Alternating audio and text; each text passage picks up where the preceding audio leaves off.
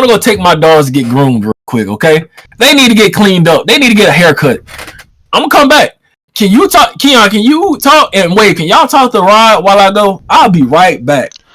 I can. How much? Mask, use time to think about it. How much time do you? How much? I'll be back in like 15, 20 minutes tops. I'll come back in like 15 minutes to 20 minutes tops. I just gotta take them there, drop them off, and come right back. Oh, not a problem. All right, y'all talk it up real quick. I'm gonna come back. Can do. That nigga said I can't take a set. It's crazy. Listen, I'm not saying I can beat you all day, Masq. I ain't gonna say that, but I can definitely take a set off you.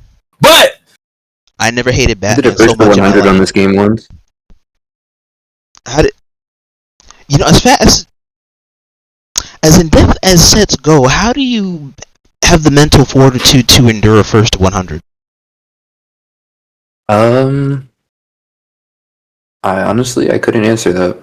I don't know what was going through my head when I did that.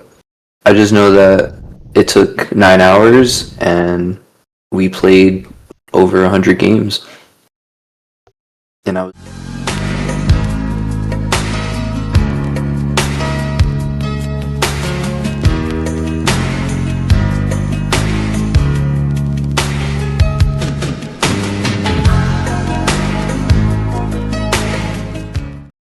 Alright, so chat, we're going to lock in here until Nikki gets back so that we can continue his panel. We're going to have a slight pivot here. So this is going to be a secondary podcast panel here for the homies. So don't ask me how I'll find a way to make it happen. It's Rodimus. I always find a way to make it do what it do. So we're going to go on ahead and resume, kind of sort of reboot the podcast initiative here with Magus and Quyon. So I wanted to take the time to also introduce you guys to it. So I want to introduce it to one of the other TOs of interest throughout the continuity of Demon Slayer. This is Wave Magus. He was also featured in one of our previous podcast settings in one of our chats. He came by and visited us. Thanks for having me. Oh, always. And then Quyon. This is the first time I had a chance to meet Quyon. He's one of the players in the story that Nikito was talking to me about earlier and how he first got into the Demon Slayer comp scene. And so meeting potentially one of the earliest PvP players on the gridiron is actually a really good honor to see, like, how this, to hear a lot of how he thinks that the grid is shaped since his days in first picking up the game till years later, where he may still be investing, may not be investing. So, Quyon, it's a pleasure to have you here on the panel. When you get back. Hey. So, Magus, so the way the panel goes here is going to be delving into a lot of Demon Slayer's history for the most part, both in the individual persons and in totality to the community sense. So the first question I would ask you is, how was the community's origin for you? Like, what's your origin in the Demon Slayer community like? So, I want to make sure I understand the question. You're asking what it was like for me when I started in Demon Slayer? Yes. Essentially, my question is... Hang on, let me look back at my panel here. What was the community's origin like for you? Like, how did you first come about in the Demon Slayer scene? Essentially is my question. Oh, okay. Honestly, I'm a bit newer to the community. I'm post Nikito, so I didn't start until after Nikito had already left. Initially, I had always played in a casual sense, and I started getting more interested in comp once I found the YouTube archives for the game. So at this point, like I said, the quote-unquote like golden age of Demon Slayer had already happened. So all I had really was just recordings. I watched a lot of Above Ruin, Silence Return, Nikito, and pretty much like that style. Competitive Demon Slayer sets. I found Globku as well. Watched a lot of his old recordings, and just kind of got a sense for, I guess, what the game was, and who the legends were, who the goats were. So I came into the community with a little bit of knowledge, a bit of context, I guess. And my first time actually playing was, and now it's almost 2 years ago. December of 2023. It was an end of the year tournament at the end of December that year, and that was my first tournament. Okay, so essentially, your pioneering in the Demon Slayer 2 scene happened at the end of Demon Slayer 1, or it still happened like going into like the start of Demon Slayer 2 to the present? I think it'd be safe to say that it started in Demon Slayer 1. I was part of the kind of the sleepy era of Demon Slayer 1. This was when the game was more or less considered to be completely dead because all of the more established TOs had already left. A lot of the stuff back then, it was very grassroots. There were not very many TOs, probably like less than 5. We all knew each other too, so we kind of kept in contact. And from the beginning, like from the outset, I had always ran events. I played in one, and then I realized that there were not many more after the one that I played in. And when I asked around, I started speaking in Demon Slayer streams whenever I saw them. I talked to Chrome. Chrome was saying like, hey, like if you want to learn to play the game, that's great. But if you want to get into comp, like there's not really a lot going on in comp. And through talking with him, I kind of got a sense for what the community was lacking, and that was a consistent sense of organization when it came to like, hey, we need a place to meet up and compete, and like we need something to show for all these hours that we put in. Otherwise, we're just gonna like play once in a while or like hop on the Discord whenever we're bored.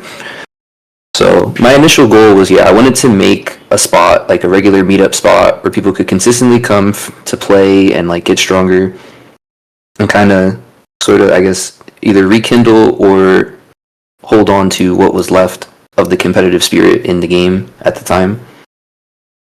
In that same sense that brought you into the community, is that what drove you towards doing tournament organizer work first, or did you want to like compete and then generally play with your friends, and then that avenue of enjoyment led you down the TO route? Honestly, even looking back on it now, like being a TO now for just about coming up on 2 years, it was never my goal to be a TO. And to this day, I mean, it's still, I would say it's not my main priority to be a TO. I became a TO out of necessity because if I didn't host at the time, there would not have been events going on with any type of regularity. It would have been a very like fringe thing. I think at that time, all of the TOs kind of knew what was going on. So we would take turns.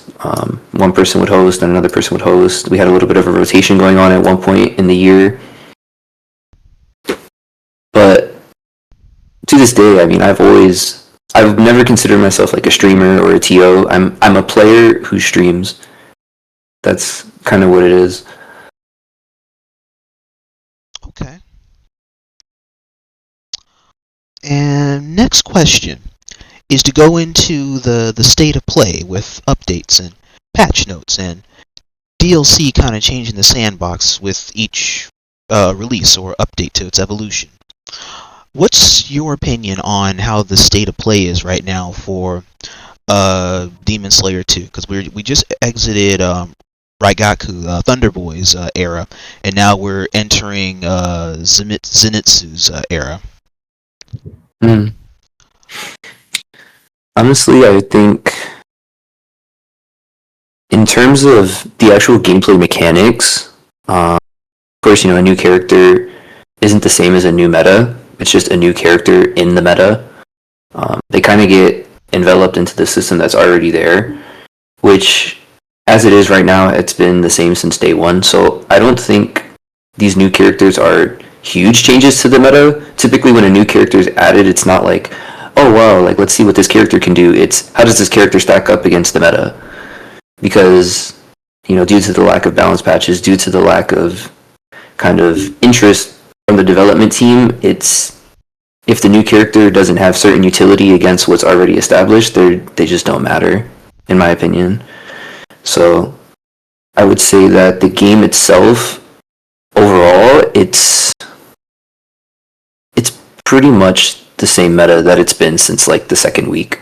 I feel like once Irizen Mitsuru was discovered, and then pretty shortly after Irizen Gyome, like the meta has not really changed much, regardless of the new releases that have been going on. Okay. So debatably, each release for each new character, it hasn't really presented like a genuine balance patch. It's just been a new character added into the element of the sandbox. Yeah, for sure. I don't think that just adding a new character is enough to change the mechanics and deeper thought processes behind like decision making in the game.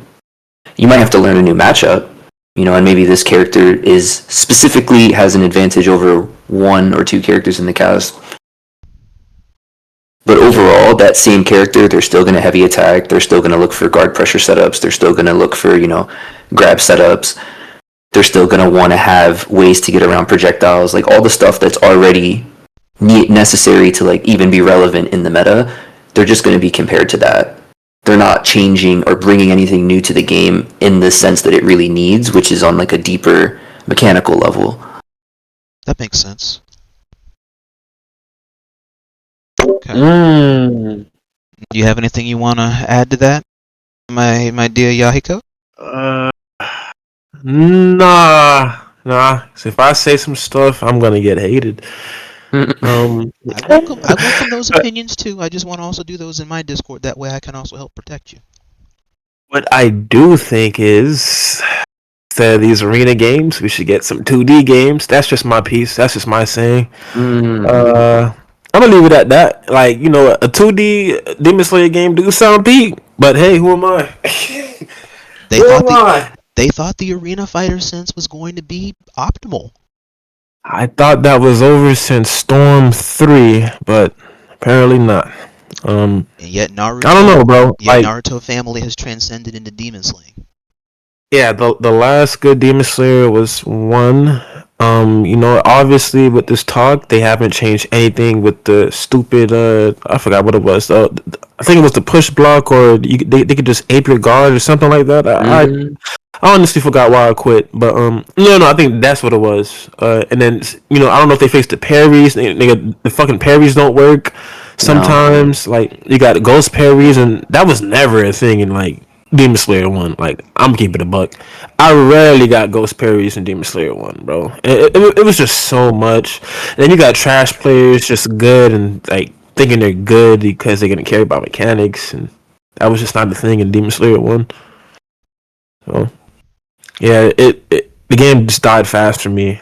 Like, so sad. Like, and then the new characters don't even do nothing for me. Like, I didn't even get to play with Zenitsu or the new characters that came out, bro. Because like, it's just dropping new characters, but mechanics is still ass.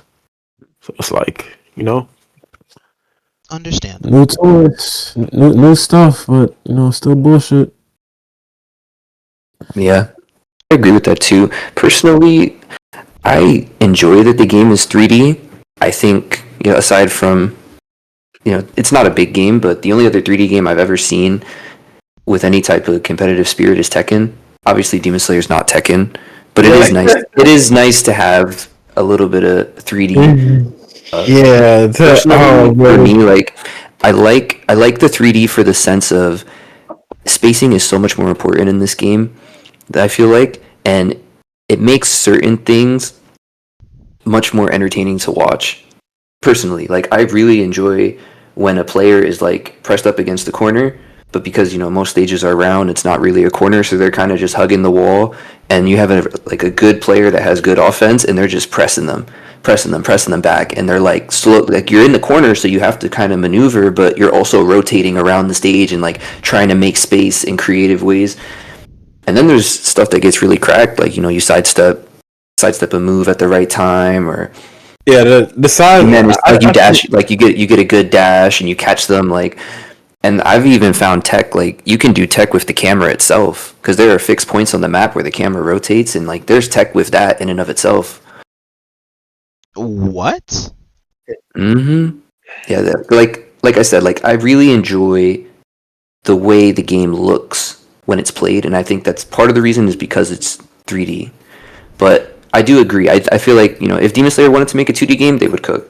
for sure. Yeah. I just hope they keep it like you can tag in your characters, but they fix it so it's like DBZ or it's like Marvel, or like you actually tag in your character. No, we don't want another like tag-based like mechanics, Marvel. but you don't want it to be like Marvel. You don't want it to be like Marvel template. Like, Mm.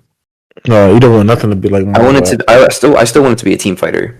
That's what I mean. Yeah. Like I want it to be a team fighter. I want the tag mechanic to stay. Whatever they choose to do with it. I mean, with whatever they choose to do, you know. See, I'm a 2D dimensional ass person. Once I got invited to the third dimensional world, and I noticed that a motherfucker could just sidestep, and I blow up for it. Like I did not like that, bro. Yeah. Don't get me wrong. It's definitely not perfect. There are some. The 3D game has its limits too, but for me, it's really entertaining to watch when it's played at a high level. okay. I was one of those people who came from the Storm games, so I was excited for DS1. So, okay, played Storm. This shouldn't be too hard. I just look at DS2 and I'm like, I feel someone who has no thumbs can sneak a W, or someone who's not thinking can sneak a W in this game with like character picking or just the mechanics of the game itself. Yeah. And for me, it's just like it became. I look at this like this news and net today came out. A stupid character, ridiculous. Like his neutral is insane. And then I think about other characters on the roster. If I took someone who's like low tier against someone who's played a month with this, then they would make my games annoying just because of the character. I feel in DS1 it doesn't matter who I picked. If you picked up the game, you're never winning. You're just not going to win. So it's like I think Yahiko, you said people who aren't that good think they're good just because of the mechanics in this game. Yeah, it's like so like they're not doing that in Demon Slayer 1 at all. I promise you. It sucks because like if you're good in Demon Slayer 1 or something like that, like you can pick any character and fucking cook, but you still could do that shit in Demon Slayer 2, but it's going to be kind of tough with It's not going to be rewarding. Because like the defense in this game is so the defense, bad. the defense too, bro. Like you'll have a hard read, and then you'll get a fucking ghost parry, bro. Like it's so dumb. Or you parry them and they just mash because the parry they recover like instantly. Yeah, the parry in this game is a joke. Like I don't know what they were thinking. Like the thing with DS1 was. Defense was kind of cracked. Like Sousa had super fast parry recovery, push block lunge was in the game. It got stupid after a year. In this game, it's like, well, if I'm on a demon and I have a Slayer doing assist call dash into heavy, what am I supposed to do besides just take it? You know what I just realized? Like now that you said all of that, I think from Demon Slayer 1 they went from defense, and then Demon Slayer 2 they went to straight offense. Because Demon Slayer 1 you got the fucking push block into freaking lunge, like very stupid defensive mechanics in that game. And now this one, they said fuck all the defensive shit, it's out the window. We're just gonna fucking be obnoxious, bro. Like. Because it still looks like it's there. It still looks like the defensive things are there from like how past people explain it to me. But from what I've seen in matches, those areas where you have the push something viable, it looks like there's clunky. There's something clunky that just happens there. Like there's supposed to be something else to follow up here. Mm-hmm. Yeah. There was at one point in time. I think the thing that's sad about this game is I watch the gameplay. It's like I'm seeing people trying to do what is safe and what can't be punished over and over and over again. It's not about the defense. It's like if I do this move, you just can't punish me. I can switch tech out of it. I feel DS1 like all right, there's gonna be some risk. This person's gonna have to like make sure they got the right spacing, like counterplay, not even counterplay in the midst of the match. And this game is like, yeah, my move's safe. Yeah, you can't do anything about it. You just gotta take it. Yeah, it's like so freaking stupid, dude.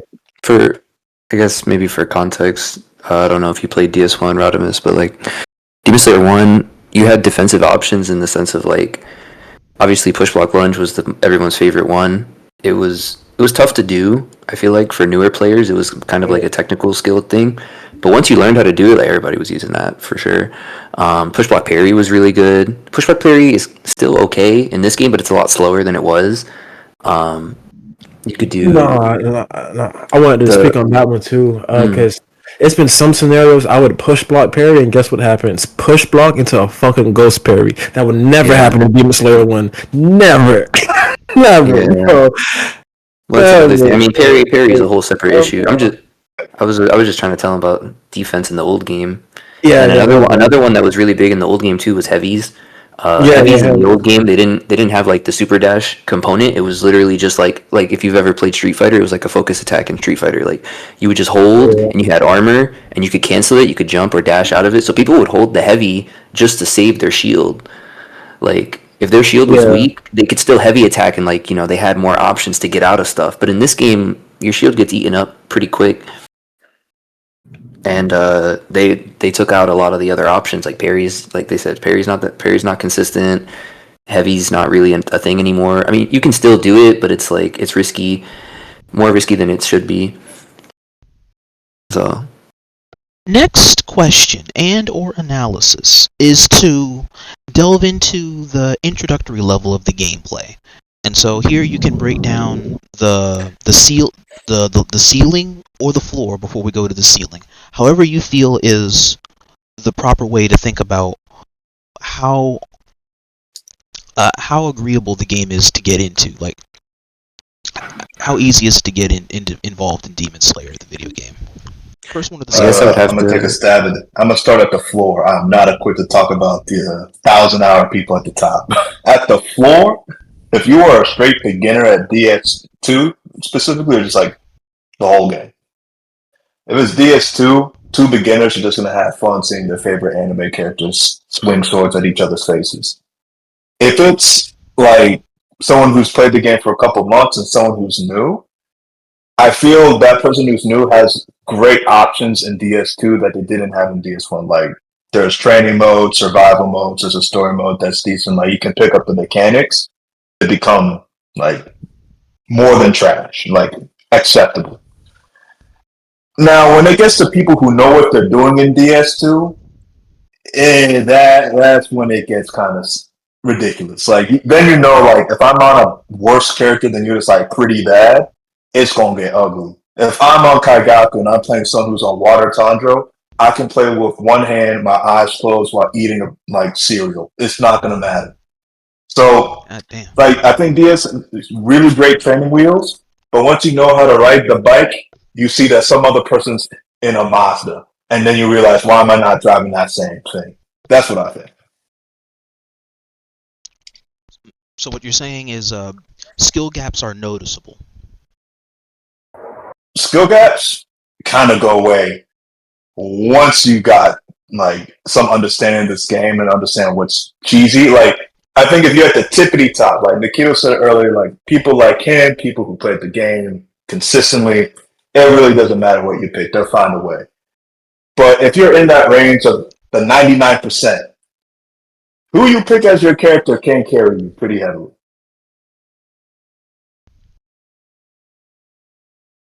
Okay. I think that it really depends on your goals. It's like if you want to be a champion, yeah, this game is not very welcoming to new players.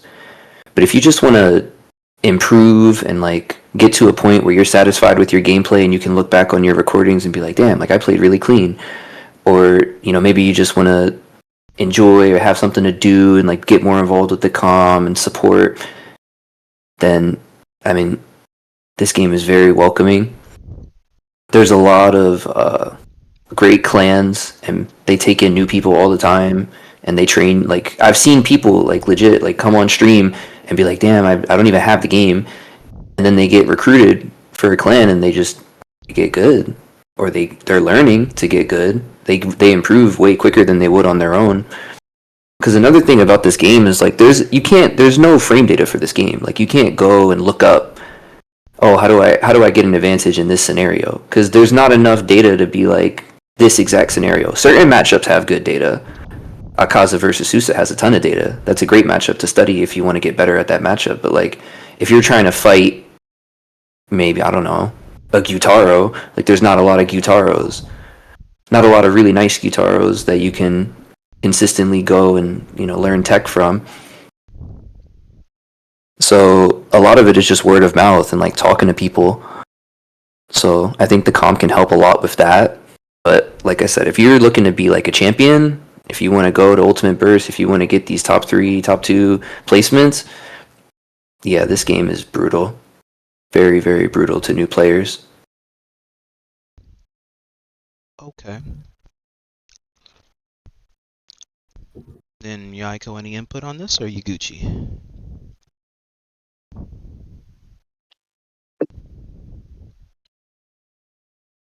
Yeah, I think he's gone. All right. Next, a question is to talk about the comp scenes and the tourneys. So, talk to me about the abundance of tournaments and the diversity of the competitive scene that's here in Demon Slayer 2.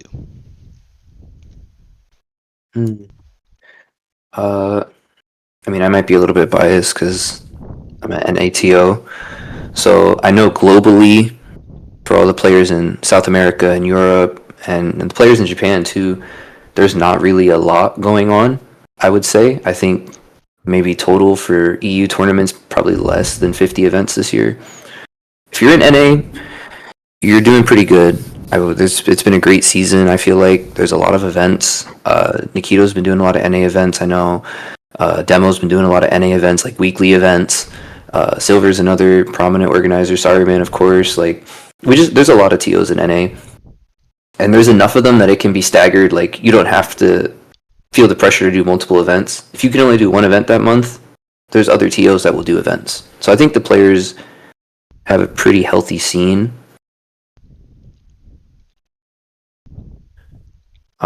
As for like the people that show up, Demon Slayer is a very small community.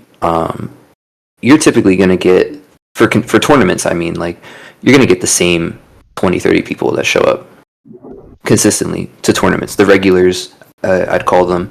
Every once in a while, you get a dark horse, like someone that just pulls up and is really good, or you get a new player, like up and coming player, but they're rare, and it's part of the reason why they're so celebrated. Like when you do see them on stream, or like start to see them on stream, it's like people typically root for them because it's like it's very rare to see someone break into the scene like that, especially now because the game is so mature. But like I remember even like when I started, there was a whole thing like new gen was like a new term at the time, because like being a new gen player was like you started post golden age. So there was a ton of us, like me. I remember like watching Hoodie come up, like seeing like what's his face, seeing Masq go from like a top 5 player to a top 2 player to like the best player.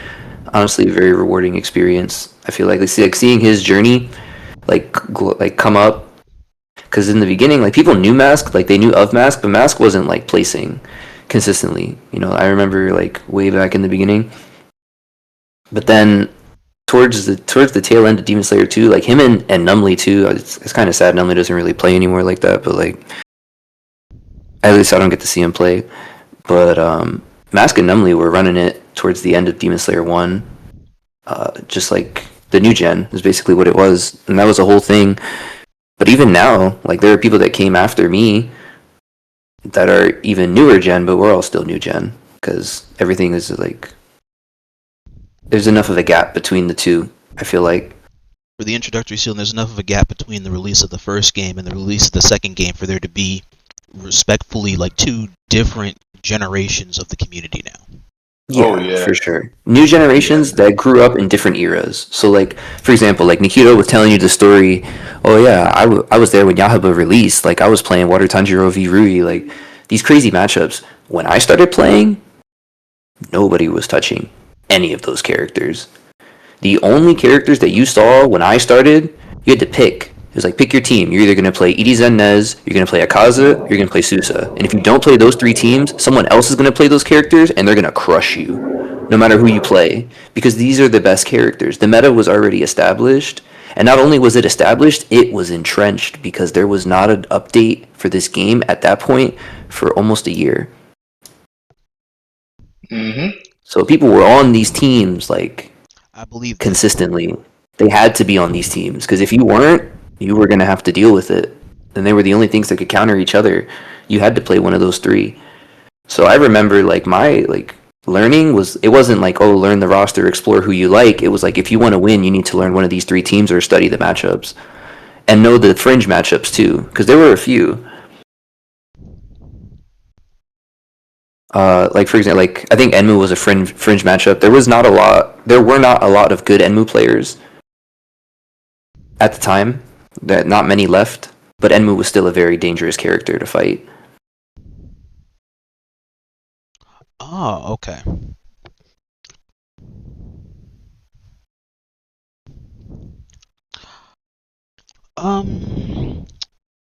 Next question is to go into we did go over inadvertently the rough points of patchwork in the game, and then the developer involvement. So I would go next into community hard points and the growth of the community.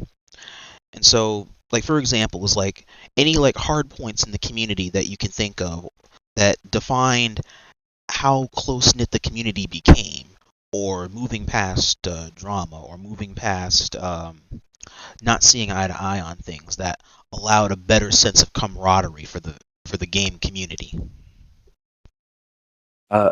If you read a chat, they said the audio dropped. I don't know if that's what's going on with that. I would love to answer your question, but I just want to make sure that they can actually hear it. Wait, can you hear me? No, I can hear you. I'm saying the stream can't hear us. Wait a minute, hang on. I think there's a sound bug on the stream. I don't know if Nikito's here or if he's still gone. You guys can still be heard on my stream. Hang on. It might be the thing if it's not synchronized over on his side. You guys should hang on. No, I can hear it somewhat over on his stream. Yeah, I do sound lower than I do sound lower over on Nick and Nikito's side.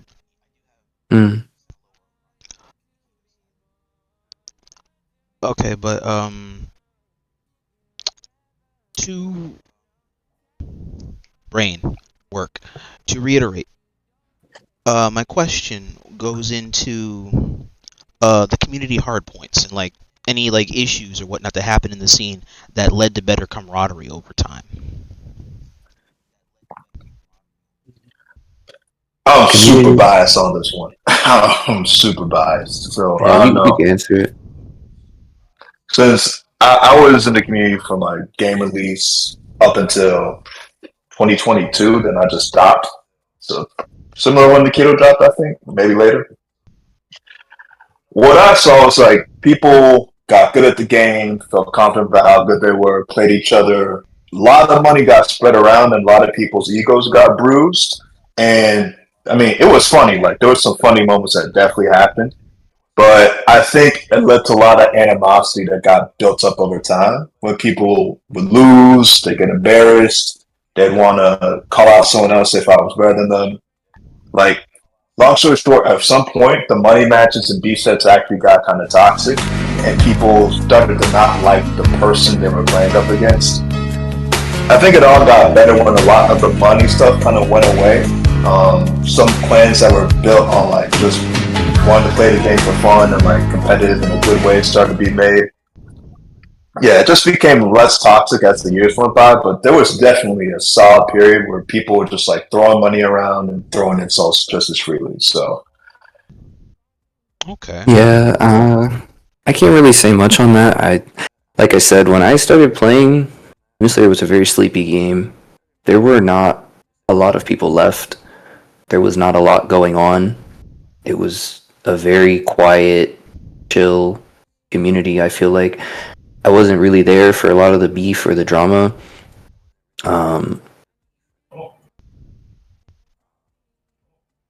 Yeah, it's kind of like I don't really have anything to say on that. Oh, okay, fair enough. yeah, I think with the drama, people just started to like pick sides, and then pick discords, pick voice chats they felt comfortable expressing themselves in, and it kind of made a community form micro communities, if that makes sense, where people felt more comfortable than just being in like a shared space. And I think that was healthy for Demon Slayer because other people started to be more confident streaming, setting up tournaments, running their own money matches, and it became less about like drama, more about just having fun on the game. So I think the new era enjoyed what Demon Slayer should have always been, just like good players learning from each other, playing without drama. Okay.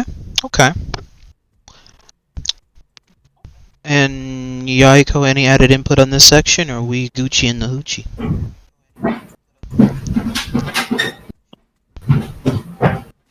I don't know how to tell you that, man. Gone.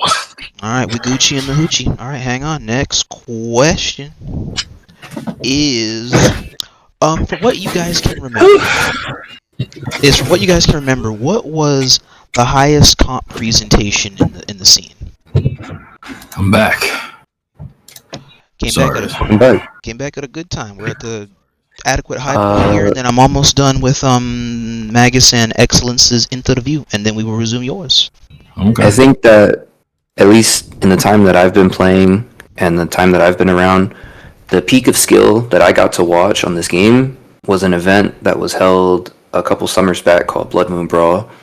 At the time, it was a collaboration between myself and a couple other TOs. And we had a lot of top players go to that event. Like a lot. Pretty much everyone that should have been there was there. And it was a big event.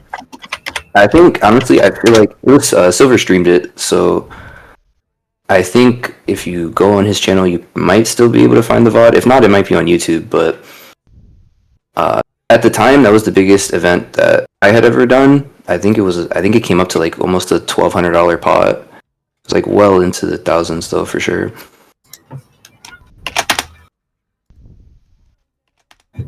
Yeah, it was a great experience. I feel like that was peak DS. At least Demon Slayer 1. Demon Slayer 2, we had Ultimate Burst, and that one's always good, but Blood Moon Brawl will always be my number one. Interesting. Oh shoot, I ain't gonna lie. I got too many. If you ask me. First of all, this is the audio's cook. How's the audio cook? What's wrong with the audio? No, they were saying that like I sounded like super low on that side for some reason. But I still sound okay. Yeah, you are. I mean, you're not too low anymore, but let me see. Do I need to turn Discord up? Can they not hear y'all? I heard y'all on my phone. Say something, Discord. Shazam-a-lamps. Yeah, y'all loud on this side. I'll turn it up a little bit. But big events for me for DS1. It was way too many to even count, low key. Shoot. I know the tournament that had all the top players at the time. That was pretty big. Most Wanted was pretty big. NA versus EU was big. What else was big? Silent versus, honestly, all those, I'm just trying to say, like, all those freaking specific, like, main event, like WWE type headliner type shits, they were all big. So we had Hylia, no, let me see, we had freaking SJB versus Fias, SJB versus anybody. We had Charismatic versus anybody. That was always big. Whenever we had Hylia, I felt like we had some crazy EU matches too. Reaper versus Night Demon was big. I'll never forget that. That was kind of like the passing of the torch of like best Sousa type shit. It sounded like the plug was halfway in the aux. Is everything good now? Keep us in the know. Let us know if the audio is doing good over there, chat. Yeah. How's audio now?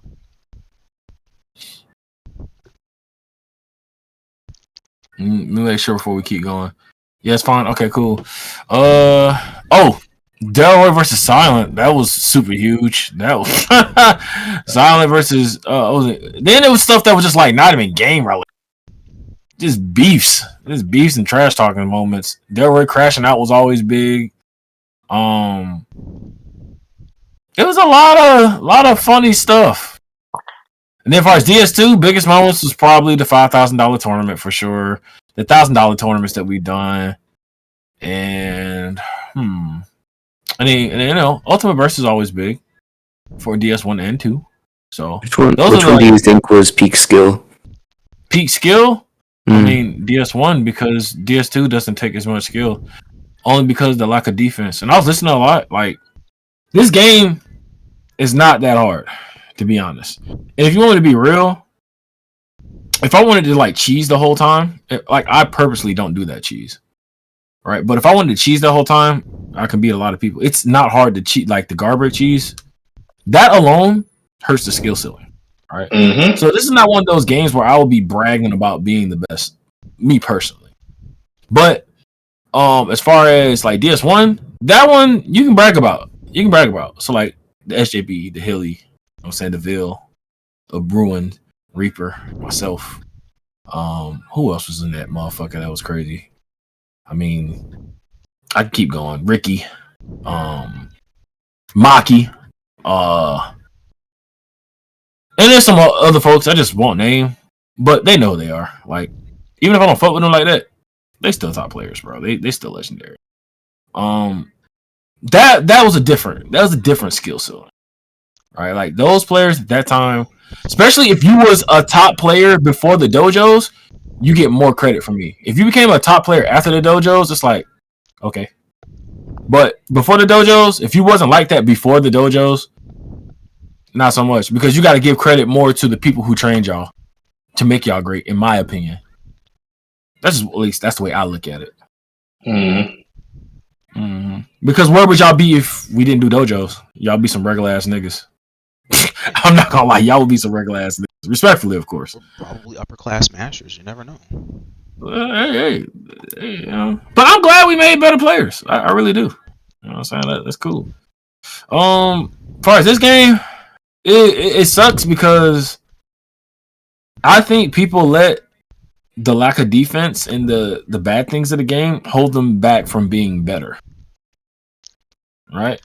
This is me not just being a content creator, a TO competitor. It's just me observing. What holds a lot of you guys back is y'all know about the bullshit and y'all don't try to get around it. Y'all just dread it so much y'all just don't evolve. And y'all don't go outside of your comfort. You know what I'm saying? Like, fuck it. You see fucking what's that stupid character? Guillaume and Edie Zen, you niggas lose all faith. Why? Because you scared that your guard's gonna get automatically broken. It's not an anti-air assist, so play around it. But y'all don't think like that. Y'all don't. You know what's crazy about some of y'all that's actually great, like good players, good or great players. I watch y'all talk before a tournament, and you be like, "Yeah, man, I'm about to compete and try to win this." Until I see Masq, like you beat yourself already. When I hear y'all niggas say that shit, I'm like, you're not gonna beat them. You lose the battle. You lost the mental battle. Already dreading the tournament before you even play a nigga is crazy. Yeah, you don't know what could happen. You might be able to go head to head with the guy. You don't know. You have to have faith in yourself. Bet on yourself. Everybody, yeah, bro. Vil, you seen it, bro. I've seen it on somebody's stream. I ain't gonna say their name. I fuck with them. That shit was crazy. I was like, bro, you should never say that out loud. 2, everybody's fucking beatable in this game. Everybody's beatable. I've seen people lose. He hasn't won every single tournament. He just won most of them. He hasn't won every single tournament. And I've seen him lose. And I've seen how he lose. He lose like everybody else when he does lose. Nobody talks about it because he bounces back and he ends up winning because y'all niggas think the tournament's over after you beat the nigga. And he resets y'all in bracket and shit. And like I said, he constantly changing it up on you niggas, switching characters and using characters to play against your playstyle, which y'all niggas just don't do. I do that. Which is why I'm going to bring this shit back up. If you do want to play me, Masq, right? In a 3 hour, I'm not going to let this. You got 3 hours, $500. Hey, not my client. He was just Masq, no. Masq, with all due respect, I'm not them NA niggas. I'm not afraid of you, and I don't fear you in no way, shape, or form. I watch you play all the time. I know what you can do, and I can beat that shit. That's why I'm saying the things that I say. I'm not saying I'll win every single match. That's why I'm making these standards the way I'm making it. Fear, y'all niggas fear Masq. Yes, y'all do. I've seen it. That's not fear until I see bro. Is that not fear, Gulsap? Until I see bro, the Hall of Fame quote. If you play by name, you lose. Nah, Gulsap, that's not fear. I swear, you think I'm bullshitting. Y'all think I make this shit up? Y'all think I'm just saying shit? How we boomerang, bro? Because I had to go drop my dogs off. I ain't forget. Yeah. I told you I was gonna come back. See, chat, you gotta be. I understand for sure. Yeah. Like, y'all act like. Could you imagine the people that felt that way about like Sonic and the FGC? Like, I say, bro. Oh my god, bro. Not be scared of that dude. I say, I can't wait to come in this tournament, bro. I gotta fight Sonic Fox. No. hey, I would never be scared. Well, I'd never be scared of it. I'm sorry. All y'all gotta do is watch this nigga play. Watch him play. Study him. Y'all niggas do not watch film. I bet, bro, I almost want to bet $50 to $100 on anybody that loses to Masq on a regular. Y'all don't study film. Especially if y'all talking about tournaments. Y'all that always lose to Masq, y'all do not study film. Because most of y'all lose the exact same way every single time. Be real. And I know anime arena fighter niggas don't study film. You want to know what keeps them from studying film? Because it doesn't have frame data. It doesn't have the same stuff that FGC does. But that still doesn't mean you can't study film. That doesn't mean you can't look over what you could have done better. I'm going to ask, Kyrmzon a competitor? Would you say Kyrmzon a competitor, Wave? For sure. Okay, bet. Krym, I got a question. Do you study film on Demon Slayer? Be honest. When you lose or win in your tournament runs, do you study it? How often? And how long? And what do you consider studying? Matter of fact, come to VC. Yeah, I got room. Kyrmzon, I might actually believe it. Because this is but what, like most of them niggas don't. Yeah, because like really what I don't do. Know me, don't speak for me. Because like what I do on home base is I spend like after some of my tournament runs, I would spend almost an hour and a half literally critiquing myself. Mm-hmm. Yeah, I think Krym pulled up. All right. Krym, you here? Yeah. Yep, that's me. All right, bet. How long do you study film? How often? Every tournament. Every tournament I have a VOD saved. Who do you study with? Mainly myself, because there's some mistakes that I know that like I'm not supposed to be making, but I make because of how nervous I am during the time of the tournament in a situation. Oh, I like that. Okay. How long do you study? About an hour. Not too much. That's all. Because I don't want to overload myself, but an hour is like good enough. Like I go through like the mistakes and stuff like that. Okay. Like sometimes like drop combos that I'm not supposed to be dropping, or like just my neutral or my spacing, and then I work on that, and then I'll try to get better from it. So, you ever heard of bracket demons?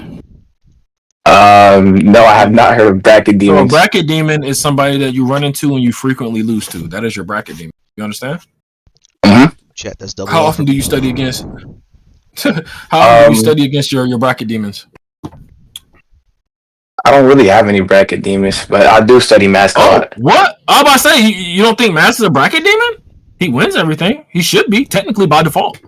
That's a bracket demon. I mean, yeah, but... Okay, so how often do you study Masq? How often do you watch him and study him?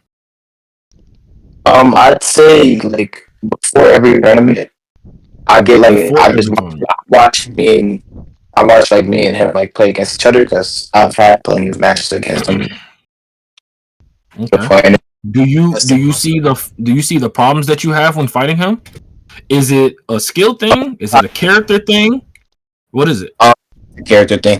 It's the characters I pick. And then I'll start playing really aggressive, or like really nice. I can start throwing. Do you think you can be Masq? And then like after that, like I shut down. You go in and out. You get in and out. I got a question though. Do you think you can beat Masq in a set or for tournament? Yes. Good. Hey. That's good. That's good. At least I don't hear no fear in this shit. Because there are some players. There are some players that'll hear that name or say that name and just feel like they can't beat him. You feel me? Am I wrong? Am I lying? I know you've seen it too, Crumb. Yeah, I've seen it. But Okay. it's just names. I noticed something a lot with people is that like they see a name and they respect the playstyle too much. And that's what ends up killing them in the end. They're like scared and they play very timid around them, very timid. Yeah. Mental is probably the mental part of any match, of whether it's FGC or anime games. Y'all know that is like the biggest like part of the game, right? Can everybody agree to that? Like, do anybody disagree with that? That's in this VC right now. No, If you're afraid of the person behind the controllers with the same set of fingers as you just already lost. So I don't get it. But I don't get that whole like I'm afraid to play somebody mentality. Yeah, especially when your money's not on the line. Like, what are you afraid of? That's the craziest part. Now that's whether crazy. money or is not on the line for me. I respect the person enough to value the match, but I also respect you enough to whip your ass if I can get that out of my mind that you are not above me. We are the same. Yeah, that's good. What you got, Wave? I gotta hear Wave. What you think? Sorry, what was the question again? You're talking about bracket demons? So, yeah. No, well, that was earlier. This is the new question. All right. Would you agree or disagree that the mental part of fighting somebody competitively, whether it's in the FGC or anime gaming, is the mental aspect of the match?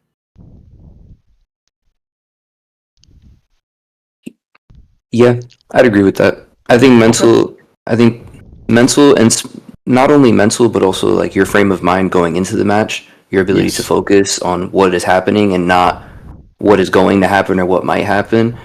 But actually like being in the moment when you fight, I think that is the most important part of the mental, is like the inner mental to just stay calm and make the right decisions and be really clutch and play your game. So like that we all can agree. So when I say certain things like a lot of NA is scared, I only say it because of the things I see, whether they type or say. Because some folks stream, right? And some folks like to be in streams. Oh man, I gotta fight such and such. I don't see no excitement. I don't see no, I'm finna beat this nigga ass. I don't see none of that. In DS1, we was all like, bro, when I was in NA, bro, it was NA now. It's just, bro, they just give up. They just give up, bro. They give up before they even fight. There's no way I'm glazing. I'm not glazing no nigga, right? If I'm competing with them, right, in the tournament, I'm not glazing. Oh my god, I gotta. No, I'm about to whoop that nigga ass. I'm finna win a tournament today. Good luck, niggas. Like, y'all don't talk like that. What was you gonna say? Someone was gonna say something. My bad. You know, I kind of wonder why. No, you go first. You go first. Yourself.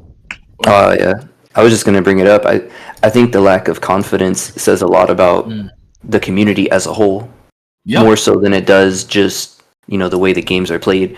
Because you're saying you got to walk into the tournament with confidence, but like for some of these players that have no feats, right? Because that's a big thing that gets tossed around. Oh, what have you done? Like, what are your feats? How much money have you made on this game? When you get put up to those comparisons, and then you really look at it, you start to think like, damn, I really haven't done anything on this game. What am I really doing on this game? And then you doubt yourself, and then you go into the tourney with that mentality. And I see people that they beat themselves, like they're holding themselves back, and not only that, but then they can't see. Oh God, what's holding them back? Because then they'll be like, oh, I've seen people 6, 7, 8, 900 hours on the game. Obviously, you know what you're doing, right? Like you have almost 1,000 hours on the game. Okay, sure, this guy's a sweat. He has 3K hours, but what do you really think? Hours 2,000 to 3,000 are as important as 0 to 1,000. If you really grind from 0 to 1,000. I guarantee you probably put in more work than the guy that got from 2 to 3, because he's already plateaued. He can't get much more growth. It's about efficiency, But a lot of these players, like I said, they have that state of mind where it's like you're getting compared against these people that have all these hours, that have all these accolades, and then you get in that mentality of like, damn, you start to feel small. I say this coming, like, this is not only personal experience. Like, I felt that way in my first few events when I was playing and I had to walk into these events. Yeah. The first time, I'll tell you what, my very first tournament match ever, I had to fight Masq round 1. Round 1. That was my very first tournament ever. I had no idea who he was. We had a great time. I only found out, later on, obviously he ended up going on and doing great things, but like my very first tournament in DS1, yeah, I fought Masq. My last tournament in DS1, round 1, same situation, or no, round 2, I fought Masq again.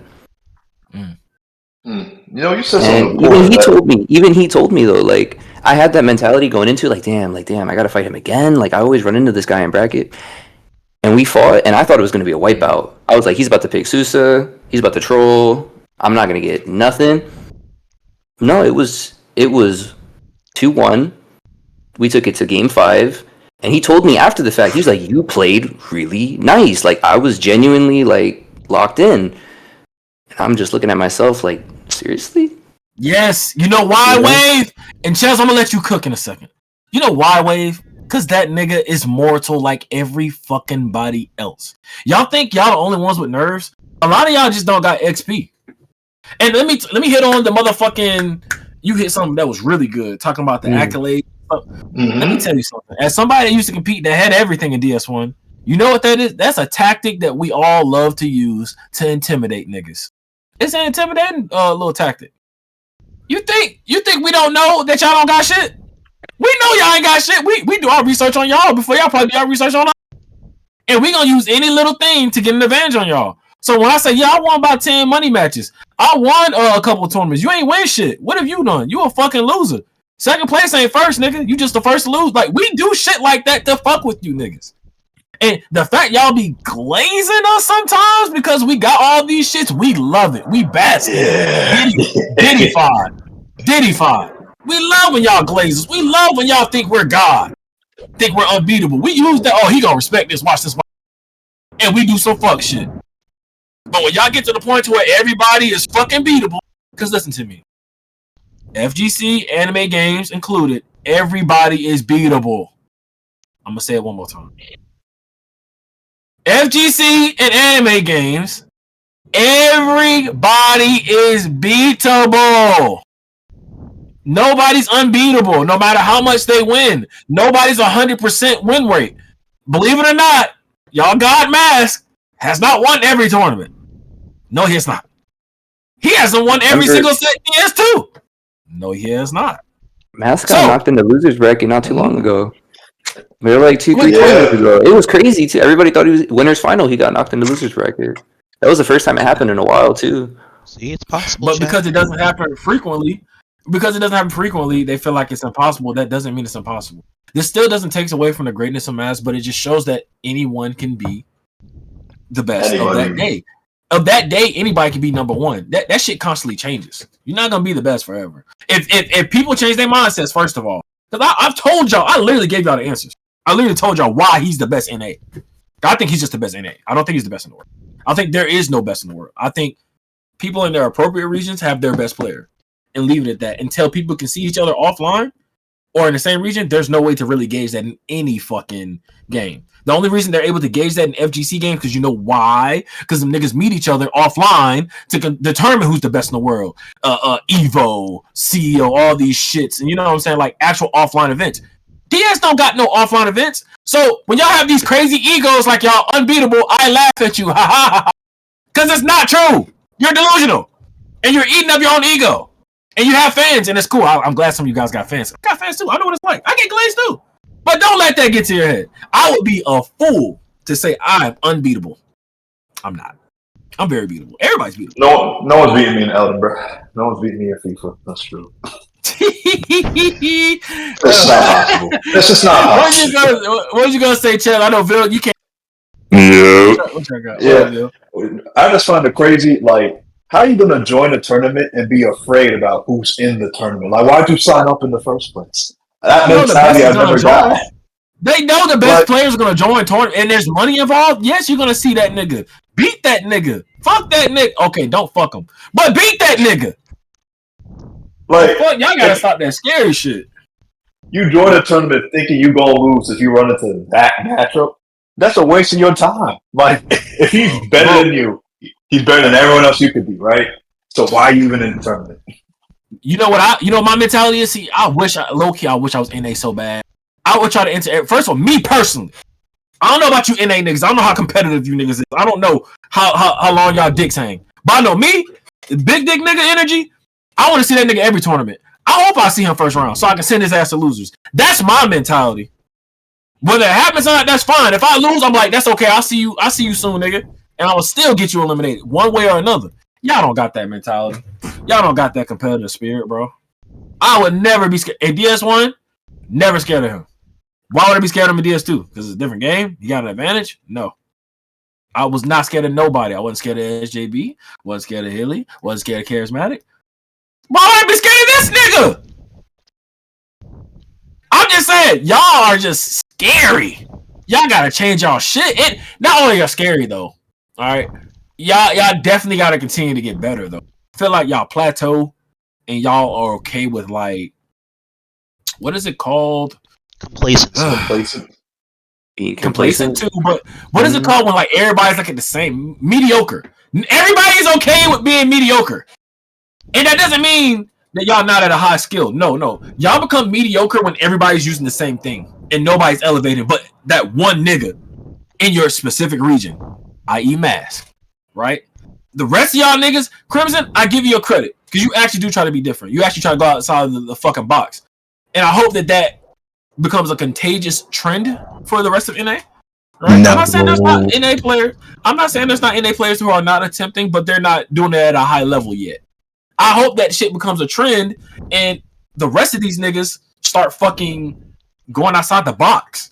For y'all, hey, that's not good though. But that's why I'm gonna talk my shit how I'm talking. Because why? Why y'all let one nigga play the game the correct way?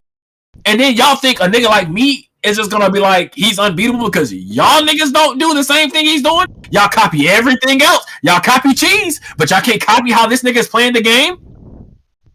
Huh? Is that what y'all telling me? Now it's quiet. Y'all glaze this nigga for everything. Y'all mask this, ho. But y'all don't copy the things he's doing. Why y'all don't want to be great? Why don't y'all want to be better than Masq? Why are y'all like content with him just being the best and learning the game the way it should be learned? Right? By the way, this is not hating for those who are like maybe a little slow. This is actually to a degree glazing and glorification. I'm not gonna lie. But this is analysis. You know, like, why are y'all not doing what Masq do? That is what bothers me with NA, bro. Overall. It's not every single player, but it's a good chunk of y'all. Why do y'all not do what he do? Why is he the only one that has a character that can counterpick a playstyle? Or he counterpicks characters on the regular. Y'all starting to pick it up just a little bit, but y'all a little bit behind the curve to me. You know what I'm saying? Why is he the only one to make it seem like, oh, like, he's not the first person to use Sabito. He's not. But he did win with that motherfucker. So now nobody got no excuse. We can't use Sabito. You know, Sabito not good enough. Sabito is good enough. Sabito's good enough. I think, you know what I think? A tier and above is good enough to win a tournament. And we even said that in DS1, did we not? Vil, Shells? Yeah. We said that, right? Indeed. And we've seen it. So what is are we gonna lie? DS2, I know Vil don't compete in this. I know Chills don't compete. DS2 niggas, are we gonna lie and pretend like there's not a lot of A tier characters? Is that what we're gonna do? Are we gonna just pretend like Guillaume is the only option? Is that what we're gonna do? You put EDZ in front of most slayers, you got a good enough team. I mean, that's the assist for most. You're pretty much set. This. You don't need EDZ to do that shit. Oh yeah, you can use Morada. You can use. Oh no, so Konji is a bastard. You see his assist, anti-air, push you back for decades. Bro, it's other assists too. Like it's just not cool characters, huh? Said people sleep on that Konji, and there's also a lot of good assists also, but people just use EDZ. Yeah, you know what's crazy? Japan starting to get mad on Sakonji. I'm mad that niggas are using him like that because they're only using that nigga for assists. They not switch tacking at all. It's just like, damn, that's another thing. You niggas be one dimensional as hell. I'm not gonna lie. You niggas be one dimensional. You niggas only know how to use one character. You only like when I say one character, you have a team, and you cannot switch Tekken to the other character on your team ever. That's Nikito, bad. Got there, Eric. let me ask you this: in the tourneys you've watched, how many times have you seen people using the switch tech boost in the new game versus DS1? I have. It's still in the game, and I have not seen anybody use it with such good tech. But you need to know switch tech to do it. They not hers. Team. Yo, who is that? My bad. I need to mute your background real quick. No. So like with that, I've seen certain players do it only when they know they gonna wash a nigga. They don't do it on some confident shit though. Like on some if a nigga your same skill level, they don't be doing it. They don't do that. I see demon players do it the most because it's no switch tech, but like boosting in combos, right? I see demon players do it the most. Because it's easier. I will say it's easier. To do that shit. Yeah, Akaza, Muzan, Kaigaku, Susa, like it's easier doing it with demons. But I've seen, personally, I've seen a lot of matches, particularly like sets, like when it's clutch time, where they'll be on Slayers, and they're blocking the assists, and he's charging the heavy, and you already know what's coming. And if you switch tech boost, you could get out of it. And in that moment, yeah, maybe like the meter or what have you, but like it's an option on the table, and people just don't take it. Okay, so look, let's talk about it. Is that an option? Yes, and that's a cool option. And I'm not gonna act like I knew that was an option. But the reason why I wouldn't like that option as much, especially on a high level set, the fact that I gotta use my resources to get out of a guaranteed virtually free thing, like I don't like that. Like you remember we was talking about the defense earlier? The defense is really bad. Like the defense is extremely bad in this game, guys. And I said it in chat. I don't know if y'all peeped it. You have to use offense to play defense, which you know what that encourages? Ooga booga. You know what that encourages? Like niggas are not playing layered at all. Niggas are not really using their brain. So if this game was to ever get some real defense, like I would hate to see most of the players who play this game play an FGC game. I would actually hate to see that because you niggas will get fried. You niggas don't know how to block. You know what I said earlier? What's up? They're really good at a game that is not great yet. That's why. They're really good at a game that's not great. Yo. What up, Bill? What you got, Bill? What up? He said, "Let it out." Tell them, let it out. Look, man, I be holding my tongue a lot, and but today, YOLO, nigga, y'all niggas hearing the truth, bro. I gotta hear the fucking truth, bro. Hey, man, like some of y'all niggas are actually funny. I wish I do. Like, now I got the camera, so like when y'all say certain stuff, y'all gonna see me actually laugh. If y'all say some crazy stuff, I'm gonna laugh, bro. Like, it's gotten to the point. Like, this how I know this game is borderline comedy. You got one of the best players in the world, right?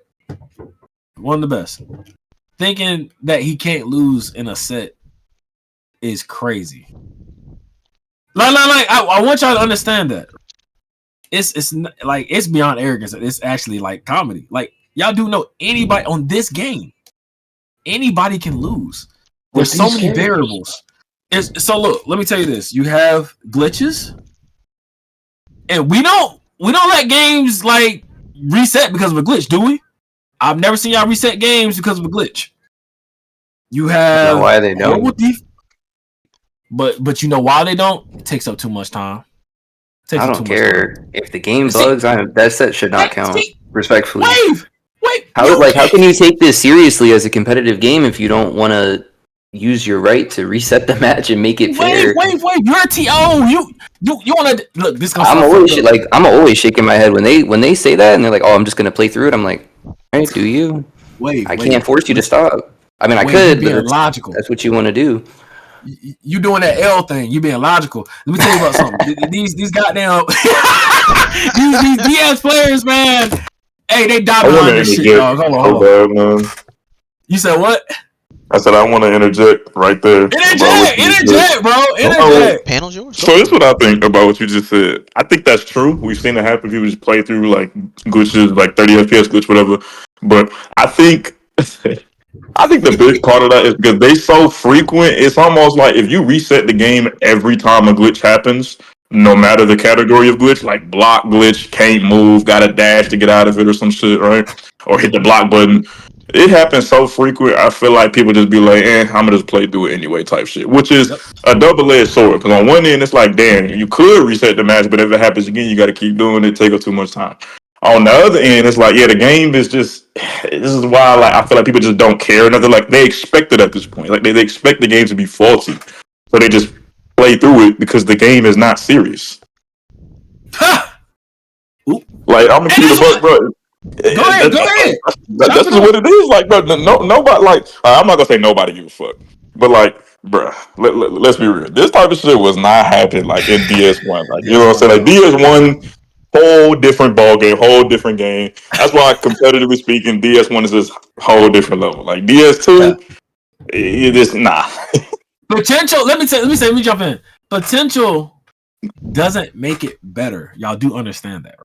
It has the potential to be better, but that shit bullshit at this point. But that's what they used to tell me in football when it was coming up. I used to think potential was a great word. I was like, Coach, I got potential. He said, you know what, son? Potential's bullshit. I was like, oh shit. Get your ass on the bench. Yes, sir. Got my ass on the fucking bench. I'm just saying, listen, the game got potential, but I really think if y'all don't take much from this damn podcast, humbling. I really think anybody that has a crazy ego in this game, humble yourself. Like, for real. It's okay. I'm proud of all of you guys. If you are good at this game, you've done some great things, that's cool. But you should definitely be humble.